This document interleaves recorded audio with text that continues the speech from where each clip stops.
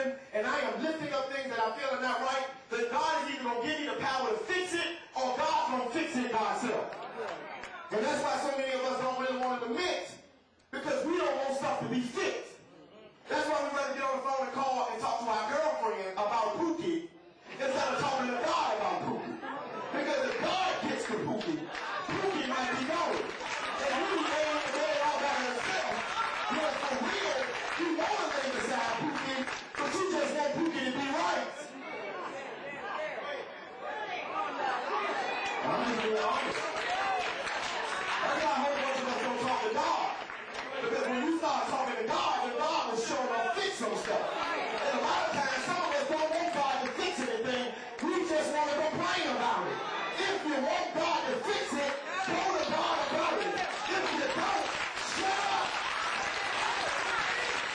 The nigga in your house every day with no job. You know it. What you complaining about? When you woke up, you ain't have no job. When you came back, you ain't have no job. What are you complaining about? Either make them get a job or shut up.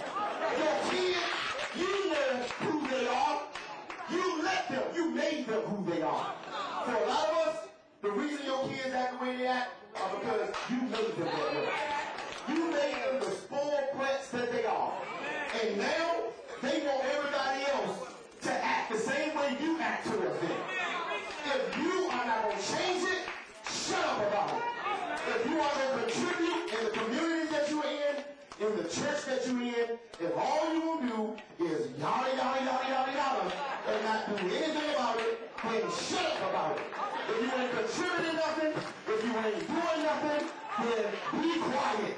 If you want to make a difference, then do something about it. That's what lamenting is all about. When I go to God, I'm expecting some results. Yeah, that's right. And that is why in this world that we live in, man, if we got some true folk praying, things will turn around. I was listening to a preacher, and I loved it because the preacher was talking about bailing out. And then one of the funny things that I told y'all this earlier. We talk about the government don't have money. The government, don't let the government fool you. The government makes money. Don't let them, let them worry about balancing out the books. And we're talking about bailouts. Now I want to see how much money is really going to make it to us. And he's talking about bailing out banks, and banks don't even want to lend us nothing. And we got to have a credit score of 1,000 just to get a loan to buy a Honda. It doesn't make sense. And we vote on it. You get a Honda, you got to have a credit score of 1,000 now. I mean, does that make sense? But we want to vote on it. How much money is going to make it into our communities? That's what I'm worried about. And the truth is, the bailout. This ain't the first bailout. We're reading about the bailout. I saw the bailout on TV, all on the newspaper. President Obama signs astronomical bailout amount. I don't care how much it is. It's not the first bailout. Because a long time ago, there were some folks that were struggling. And somebody had to go in and sign a document. I'm just using my imagination there.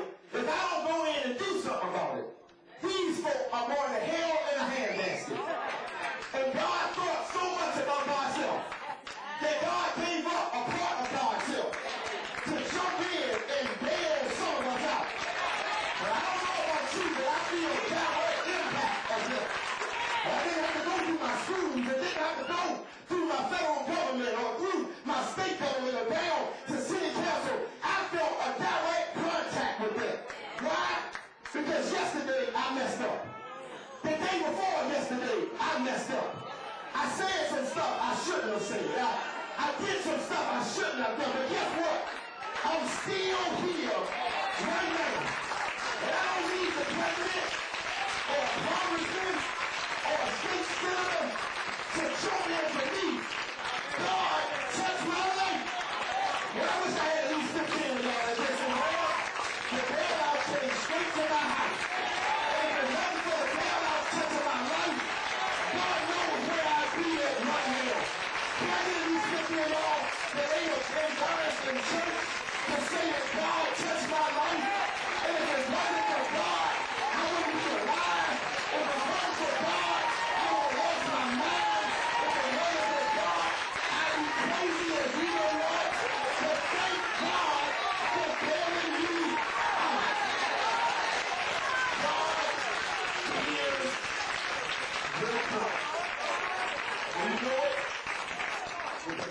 time. And if the pastor struggles, you're going to struggle. But God is in a prayer answering. Come on now.